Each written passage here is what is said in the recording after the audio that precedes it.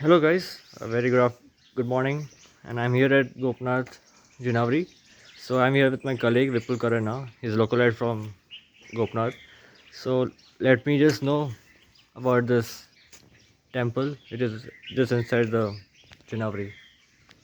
તો મિત્રો અત્યારે અમે ઊભા છીએ મોટી જામજોધપુર જિલ્લાના ઝીણાવારી ગામે અને અત્યારે અહીંયા ગોપનાથ પર્વત આવેલો છે અને તેની બાજુમાં ઝીણાવારી ગામ આવેલું છે. તો ગામમાં અહીંયા વર્ષો પહેલાં એક ભૂમાસુર નામનો રાક્ષસ રહેતો હતો અને તેણે પોતાના દાંતથી અહીંયા આ એક ગુફા બનાવેલી છે અને એમાં એણે આ ગામની કેટલી બધી સ્ત્રીઓને કેદ કરીને રાખી હતી અને પછી શ્રી કૃષ્ણ ભગવાને એને છોડાવી હતી.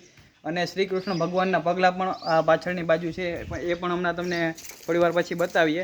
અને અત્યારે તો ચાલો આપણે અહીંયા ગુફામાં જઈએ.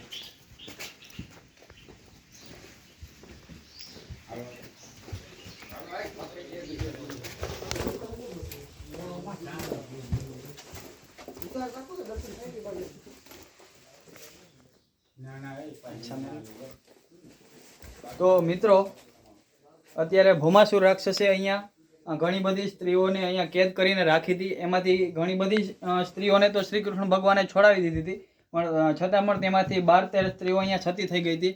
તો એના અત્યારે અહીંયા તમે જોઈ શકો છો એ 12-13 સ્ત્રીઓના પાડિયા અત્યારે અહીંયા રાખેલા છે.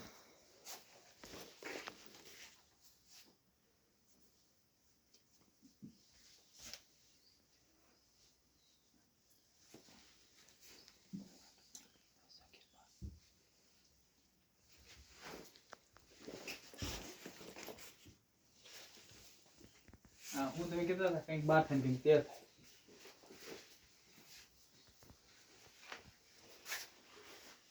અને ખૂબ જ પ્રાચીન આ ગુફા છે.